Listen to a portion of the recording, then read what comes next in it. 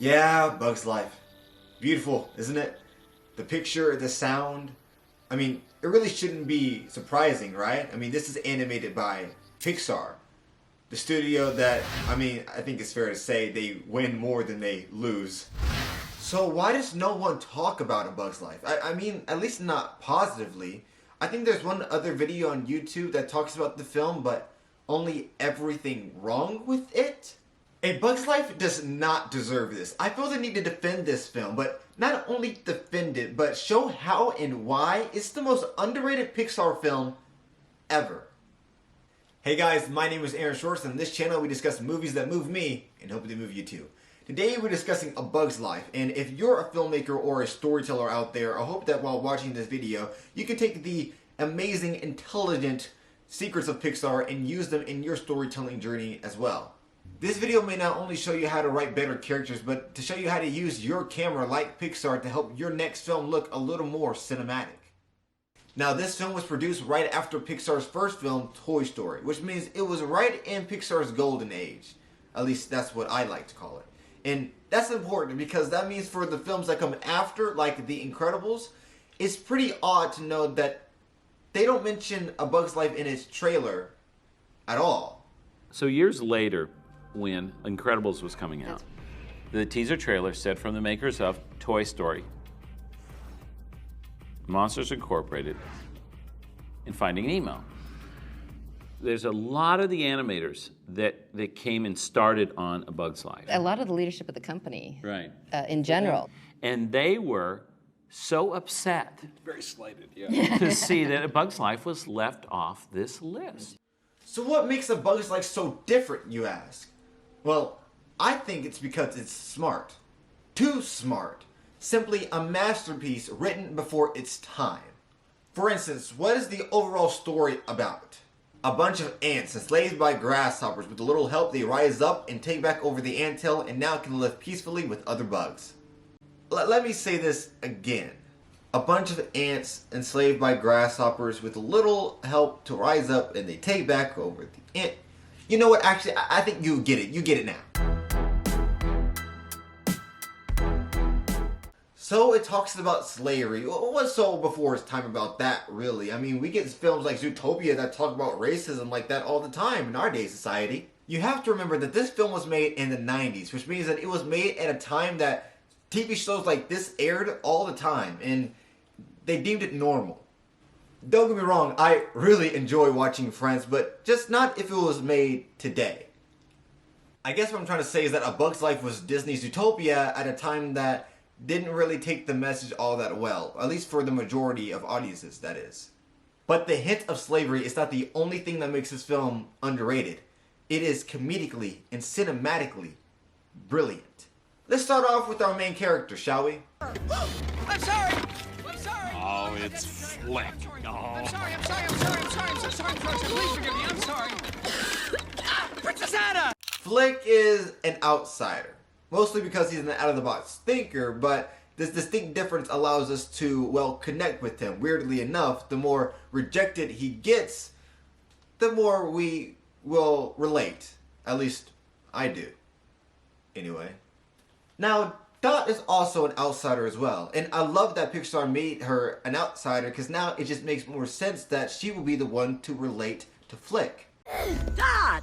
Yes, Mother. What did I tell you about trying to fly? Not until my wings grow in. Right. With that being said, now that we understand this character, it allows us to, well, want to understand the moral.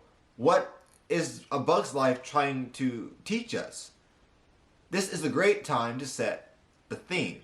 This is what the characters will be, well, mostly motivated by for the rest of the film.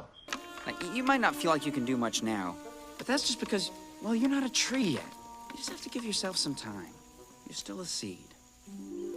But it's a rock. I know it's a rock! Now, there were two literary devices used here at the exact same time. And one, of course, was the theme, and the second was the motif. Did you catch it? A symbol, if you will, of perseverance. A signature motif, really. I say signature because we as the audience know that the rock or seed really represents you know, the motif for Flick and or Dot. Pretend it's a seed, okay?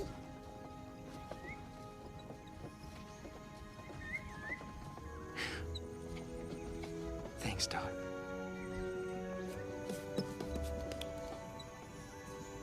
Hey, what's with the rock? Must be an ant thing. But when the clowns mistake it for, you know, some type of ant cultural thing, we are part of the joke. For you. Oh, it's a rock. What's with the rock? Must be a circus thing. We are inside the joke. They made an inside joke. you see what they did there? They sandwiched two literary devices together so that the audience doesn't feel like they're learning as much as they're just having fun with the characters. Like I said, comedically brilliant. Now, if you want to know more about what a motif is, you can click this card right here. I have a whole video on that, really. Now, the cinematography actually complements the comedy really well. One of my favorite shots that Pixar used for this film is actually the snap zoom, which, according to Film Riot, is actually used for the comedy effect. And then there are different types of zooms, like a snap zoom, for instance. This can be used for comedic effect, to simulate surveillance, or as a documentary style like Paul Greengrass uses in his films. And this is really the best place to put this shot, because this is right after Flick realizes that he mistakes the clowns for warriors. And I hope that this will make up... right now, Rosie, I'm making a speech. Now, I truly believe that these bugs are the answer to our... No, there's no circus around here. So, Huh?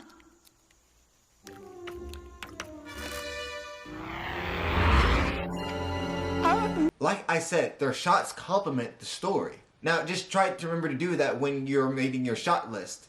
You know, sometimes you may have to do it on the fly or whatever, but, you know, these are really good tactics to use. Now, what would be a movie's breakdown if I never really talked about the movie's villain, right?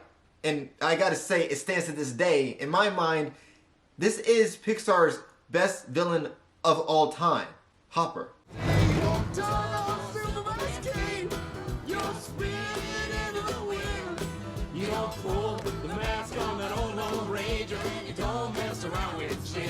Sorry, I meant this Hopper. But I do like Stranger Things though, so if you want me to make a video on that, let me know in the comment section. Anyway, back to the show. Let me show you a little reason why this guy's my favorite. So where is it? Where's my food? To be honest, this is actually how I feel after getting a 15-minute wait from a fast food restaurant. It's all too relatable. Isn't it up there? What? The food was in a leaf sitting on Excuse me? Are you sure it's not up there? Are you saying I'm stupid? No. Do I look stupid to you? Okay, let's just play it one more time. Okay. Are you saying I'm stupid? No. Do I look stupid to you? Now let me tell you how things are supposed to work. The sun grows the food, the ants pick the food, the grasshoppers eat the food. And the birds eat the grasshoppers. Hey, like the one that nearly ate you. You remember? Oh, you should have seen it. Oh. Ow, ow, ow, ow. Ooh. I swear, if I hadn't promised Mother on her deathbed that I wouldn't kill you, I would kill you. And believe me, no one appreciates that more than I do. Shut up. I said, do you understand me? Well, how can I answer? You said I couldn't say another word. Remember, Mom? Wait, did he kill that guy? I think I made my point. Yeah, I know, I just showed you a couple, you know, scenes or whatever, and that's not really why he's my favorite villain for Pixar. It's his motivation. His monologue is told literally. Linearly. It's just not non-linear. You see, most Pixar villains, they have this non-linear aspect to them. They have this backstory that has to be told for them or by them. This has the audience, you know, have to put two to two together, and it kind of creates the assumption that the villain is really motivated by what happened to them in the past. But that's what makes Hopper so different, because he's trying to secure the future. Now, this next scene is executed, I think, well, dare I say it, perfectly. Is a puny little ant. Did that hurt? Nope. Well, how about this one? Are you kidding? Well, how about this?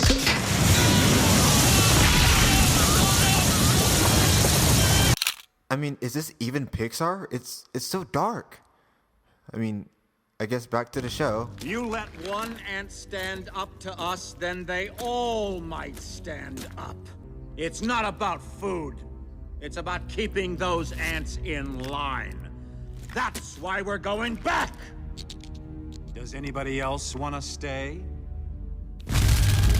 Show me a better villain monologue, please.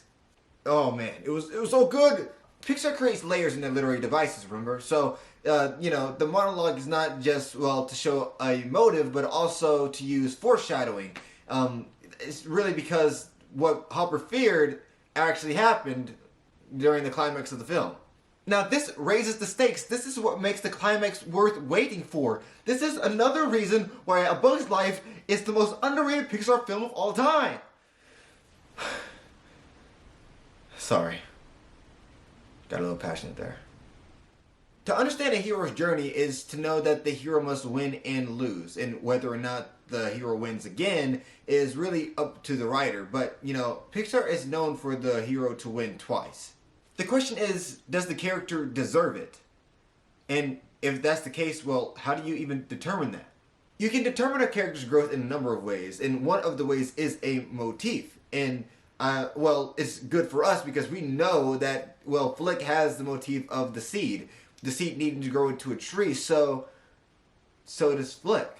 This is one of my favorite scenes in the whole film, really. This is the part where Flick becomes the tree he needs to be.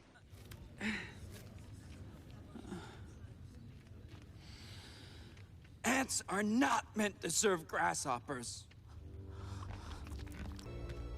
So who is the weaker species? Ants don't serve grasshoppers. It's you who need us. This was my endgame moment as a child.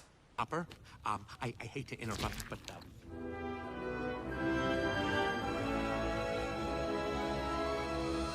you ants stay back!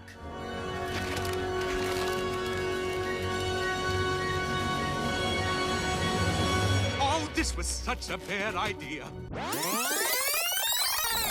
You ants stay back! I would let the whole in-game soundtrack play out, but, you know, copyright, so. Nature has a certain order. The ants pick the food, the ants keep the food, and the grasshoppers leave. You know, guys, I didn't even realize until editing this video right now that even Princess Ada gets a redemption arc. The sun grows the food, the ants pick the food, the grasshoppers eat the food. You guys should be jotting this down in your notes. Do you see the parallel between these two scenes? Like I said, underrated.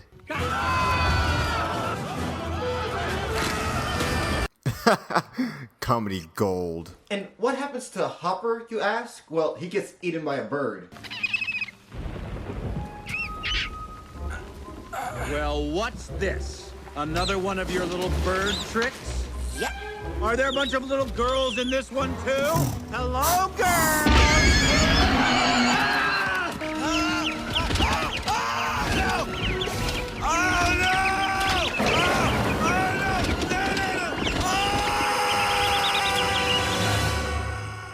Well, is that cheap? Is that a cheap way to write out a character?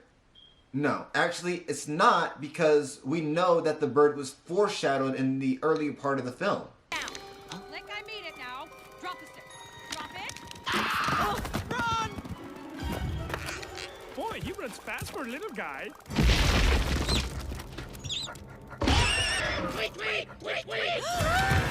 This was part of Flick's whole plan, but, you know, actually also kind of on the dome. This was a strategic way to fake out Hopper.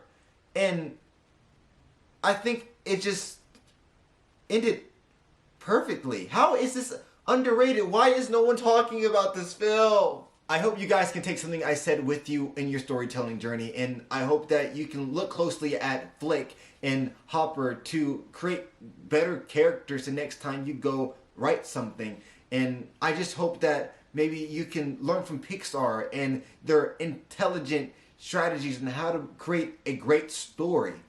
And, well, I hope that you let movies movie.